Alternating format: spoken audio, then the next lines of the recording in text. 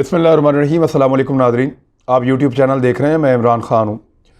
आज मेरी सदर पाकिस्तान आरफ अलवी साहब से मुलाकात हुई और उस मुलाकात में उन्होंने भी ये कहा कि पाकिस्तान का ये जो फ़ैसला है कि वो अमेरिका की डेमोक्रेसी समिट या जमहूरियत के ऊपर जो अमेरिका एक समिट बुला रहा है, उसमें 110 ममालिक को उसने इकट्ठा किया, उसमें पाकिस्तान का शामिल ना होने का फ़ैसला एक बेहतर और दानिशमंदाना फ़ैसला है। उनको ये लगता है इसलिए कि वेस्ट के ममालिक या अमेरिका और उसके इत्तहादी वो दुनिया को, अपने ताल्लुकात को और अपने असर रसूख को अपने फ़ायदे और दूसरों के नुकसान के लिए लगातार इस्तेमाल करते रहे हैं। तो अब पाकिस्तान को किसी भी ऐसी गेम का हिस्सा नहीं बनना, बल्कि पाकिस्तान को इंडिपेंडेंट रहते हुए नए ऑप्शंस की तरफ सोचना है, क्योंकि इन्होंने पाकिस्तान को बहुत नुकसान भी दिया है। बेशक पाकिस्तान को पैसा दिया, बेशक पाकिस्तान के ऊपर ख़र्च किया, लेकिन उसके बदले में पाकिस्तान से वो काम लिए जिनकी वजह से पाकिस्तान बहुत पीछे चला गया। पाकिस्तान को खैरात की आदत भी डाल दी और इन्हीं लोगों ने डाली। पाकिस्तान की इकॉनमी कैसे तबाह हुई, पाकिस्तान में किस तरह के हुक्मरान रहे, इसके पीछे बहुत पुरानी और बड़ी गेम है। लेकिन मौजूदा हुकूमत ने फ़ैसला किया कि नहीं, अमरीकी कैंप के अंदर हम मज़ीद बेइज्जती बर्दाश्त नहीं कर सकते।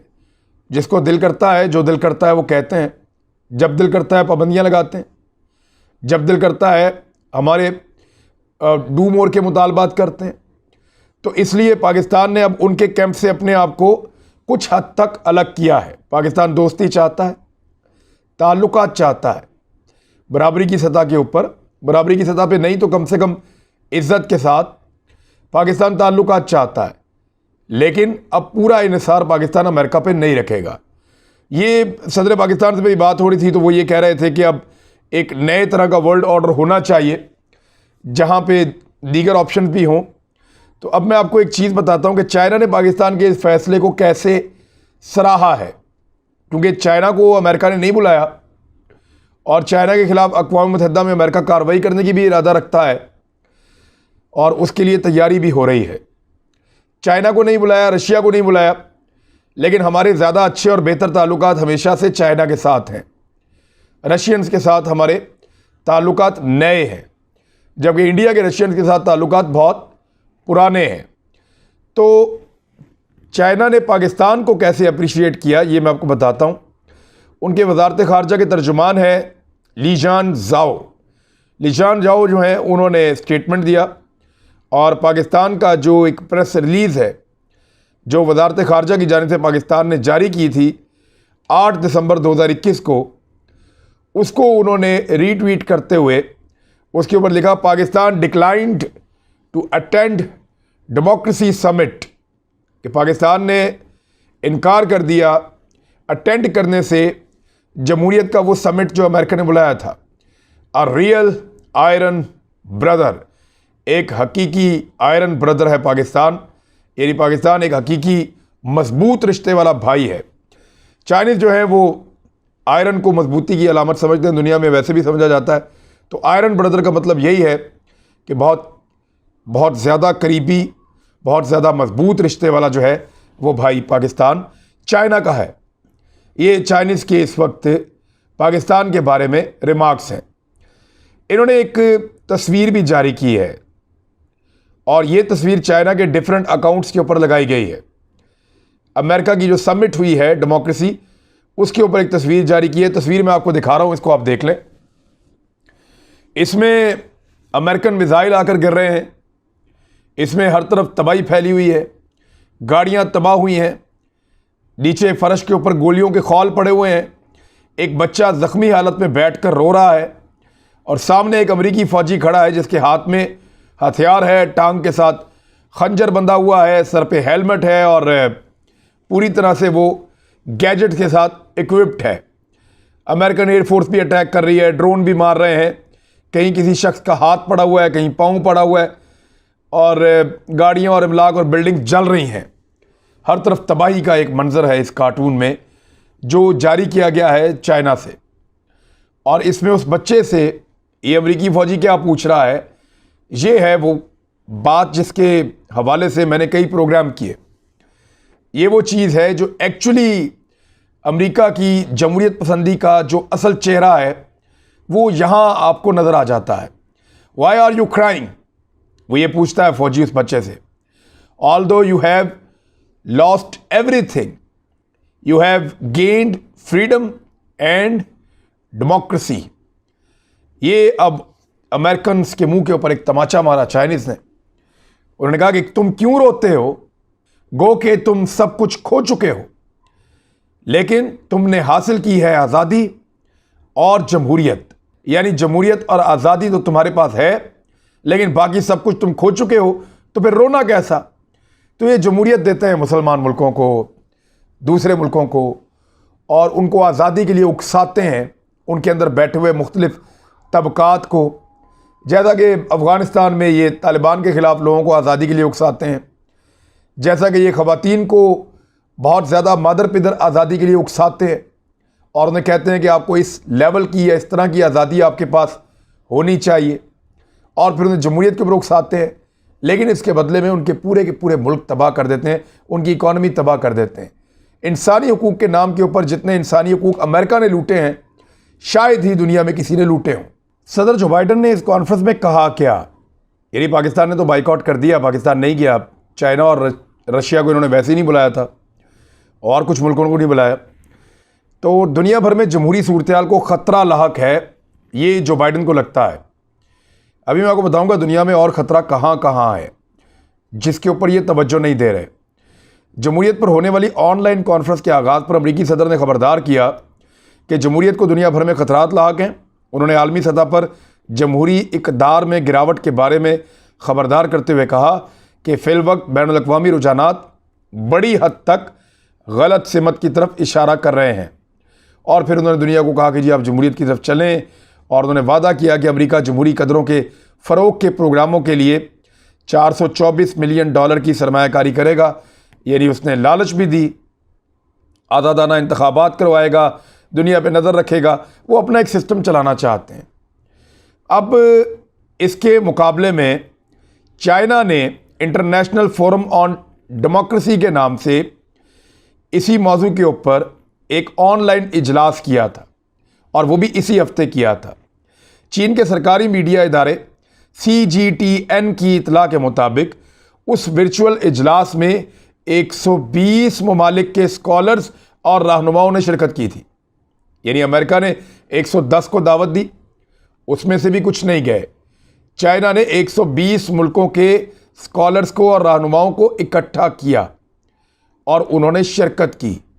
तो चाइना हर जगह पे अमेरिका को चैलेंज करता है, हर जगह पे अमेरिका से सबकत ले जाने की कोशिश करता है, और वो ये करके साबित भी कर देता है। अमेरिका और चाइना का मैंने आपको पहले भी बताया था कि इनकी सरजंग बढ़ती चली जा रही है। वज़ीर-ए-आज़म इमरान खान साहब ने कहा था कि इस सरजंग का पाकिस्तान हिस्सा ना बने तो बेहतर है, और इस सरजंग को रोकना होगा, लेकिन मामला आगे से आगे बढ़ते चले जा रहे हैं। अमेरिका ने सफारती सतह पर जो बीजिंग ओलंपिक्स होने जा रही हैं उनका बाइकआउट कर दिया था। यानी सफारती अमला नहीं जाएगा, जबकि खिलाड़ी जाएंगे और उसके अंदर हिस्सा लेंगे। अमेरिका के बाद बरतानिया ने भी ऐसा ही किया। मैंने आपको बताया कि अमेरिका के 3 बहुत बड़े इत्तेहादी मुल्क हैं। अमेरिका का सबसे बड़ा इत्तेहादी मुल्क जो है वो बरतानिया, ऑस्ट्रेलिया और एक कनाडा। ये अमेरिकन के बहुत करीब हैं और हर चीज़ में अमेरिकन के साथ खड़े होते हैं। बाद में यूरोपीय यूनियन के अंदर कुछ मुल्क हैं, लेकिन यूरोपीय यूनियन चाइना के साथ ताल्लुकात बनाने के चक्कर में अमेरिका से कुछ हद तक खिंचा है बाज़ मामलात में। अब अमेरिका के बाद बरतानिया ने, फिर ऑस्ट्रेलिया ने और फिर कनाडा ने, इन्होंने बीजिंग ओलंपिक्स का बाइकआउट कर दिया है। और इस पे इन्होंने कहा कि इंसानी हकूक़ की खिलाफ वर्जियाँ हो रही हैं चीन में, लिहाजा हम बीजिंग ओलंपिक्स का बाइकआउट कर रहे हैं। अब इसमें जो फ्रांस है उसने ये कहा कि वो बीजिंग विंटर ओलंपिक्स का बाइकआउट नहीं करेंगे। चीन रद्द-ए-अमल दे रहा है। चीन ने इन फैसलों के खिलाफ बयानात भी दिए हैं। ऑस्ट्रेलिया और कनाडा के बाइकआउट के ऐलान के बाद चीनी वज़ारत ख़ारजा के तर्जुमान वांग वेनबिन ने अमेरिका की अंधी पैरवी करने पर इन ममालिक को तनकीद का निशाना बनाया और कहा चाहे वो आए या ना आए किसी को परवाह नहीं है। इसी तरह बरतानिया के बाइकआउट के ऐलान के बाद चीन ने बुध को बरतानिया पर इल्ज़ाम लगाया कि वज़ीर आज़म बोरिस जॉनसन ने सरमाई ओलंपिक्स में बरतानवी वुज़रा की शिरकत ना करने का ऐलान करके ओलंपिक्स जज्बे की सरीह खिलाफ वर्जी करते हुए ओलंपिक 2022 को दागदार करने की कोशिश की है। लिहाजा उनके साथ भी उनकी शिकायत है, ऑस्ट्रेलिया से भी है, कनाडा से भी है और अमेरिका है जो इन सारों को लीड कर रहा है। अब एक और खबर, यूरोपीय यूनियन को एक और मुसीबत पड़ गई है और वो उसकी जो जड़ है वो बरतानिया और ब्रिटिश वर्जन आइलैंड के ऊपर मौजूद बहुत सारी ऑफशोर कंपनीज हैं। ये एक रिपोर्ट है, ये यूरोपोल की खसूसी रिपोर्ट है और ये बड़ी अहम रिपोर्ट है। यूरोप की कानून नाफिज करने वाली एजेंसी यूरोपोल ने पेंडोरा पेपर्स की रिपोर्ट के जवाब में एक तहकीकात शाया कर दी हैं जिसमें करप्शन से लेकर मनी लॉन्ड्रिंग और टैक्स चोरी तक के इल्ज़ामात शामिल हैं। यूरोपोल की रिपोर्ट का उन्वान शैडो मनी है। पेंडोरा पेपर्स में तशवीशनाक इंकशाफात की निशानदेही की है कि किस तरह सैकड़ों सियासतदान, मुजरिमाना तंजीमों, दहशतगर्दों और टैक्स चोरों के साथ ऑफशोर टैक्स पनाहगाहों की राजदारी से फ़ायदा उठा रहे हैं। यूरोपोल की रिपोर्ट के मुताबिक आलमी सतह पर 8.46 ट्रिलियन अमरीकी डॉलर से ज़्यादा ऑफशोर अकाउंट्स में रखे गए हैं। अब यह बनता है तकरीबन 8,500 अरब अमरीकी डॉलर्स। बहुत बड़ी अमाउंट है। पाकिस्तान 1-1, 2-2 अरब अमरीकी डॉलर के लिए बहुत परेशान रहता है। सऊदी अरब ने अभी हमें 3 अरब अमरीकी डॉलर्स दिए हैं तो हमने उसको बहुत बड़ी कामयाबी करार दिया था, लेकिन जहां 8,460 अरब अमरीकी डॉलर जो है वो ऑफशोर कंपनियों के अंदर रखे गए हैं। ये पूरी दुनिया की जीडीपी के 10% से ज़्यादा की नुमाइंदगी करता है।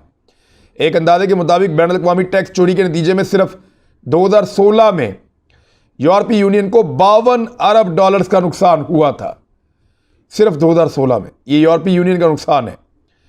टैक्स चोरी से मुताल्लिक खदशात के अलावा ऑफशोर कंपनियां मनी लॉन्ड्रिंग और कई स्कीमों में कलीदी किरदार अदा करती हैं जिनमें मुनज़्ज़म जराइम शामिल होते हैं और अक्सर फंड्स की असल नौइयत को छुपाने के लिए इस्तेमाल होते हैं। यानी ये जो ऑफशोर कंपनीज हैं इनके अंदर कितना पैसा पड़ा है, किसका पैसा पड़ा है, किस तरीके से कमाया गया है, ये चीज़ें पता नहीं होती। फिर इस पैसे को जब चाहते हैं वो मुख्तलिफ मकासद के लिए खर्च कर देते हैं, चाहे वो दहशतगर्दी के लिए खर्च करें, चाहे वो दुनिया में तबाही फैलाने के लिए खर्च करें, चाहे वो ख़तरनाक हथियारों के फैलाव के लिए खर्च करें, लेकिन वो मुल्कों को और दुनिया को गैर मुस्तहकम भी कर सकते हैं इस पैसे के ज़रिए से। लिहाजा ये बहुत अलार्मिंग है। ये रिपोर्ट बता रही है। इस रिपोर्ट में इस बात का इंकशाफ किया गया है कि पेशावर मनी लॉन्डर्स उन्होंने लेन देन और अदायगियों को संभालने के लिए एक मतवाजी और खुफिया मालियाती निज़ाम पूरा एक बनाकर रख दिया है इस दुनिया में, जैसे अंडरवर्ल्ड काम करता है, जो मालियाती निगरानी किसी भी कानूनी तरीक़ाकार से अलग है। ये मतवाजी निज़ाम यकीनी बनाता है कि किसी भी किस्म की मुजरिमाना सरगर्मियों का सुराग कभी भी ना लगाया जा सके। और अब आ जाएं उस आखिरी खबर की तरफ जो मैंने आपको बताई थी कि इंसानी हकूक़ के चैम्पियंस, अमेरिकन और ये सारे बाकी लोग जिस चीज़ पे तवज्जो नहीं देते वो क्या है। ये एक रिपोर्ट है मेरे पास और ये रिपोर्ट अमरीकी थिंक टैंक की है। अमरीकी थिंक टैंक की रिपोर्ट ये बता रही है कि मौसम सरमा में 10 लाख अफ़गान बच्चे भूख से मर सकते हैं, लेकिन अफ़गानियों को तो जमहूरियत चाहिए, उनको तो ख़वातीन के लिए आज़ादी चाहिए, उनको तो बहुत सारी ऐसी चीज़ें चाहिए जो अफ़गान मुआशरा भी जिनकी इजाज़त नहीं देता। अमेरिकन को ये लगता है, लेकिन इन 10 लाख बच्चों को जो भूख से मरने वाले हैं इनको पैसा नहीं चाहिए, इनको खाना नहीं चाहिए।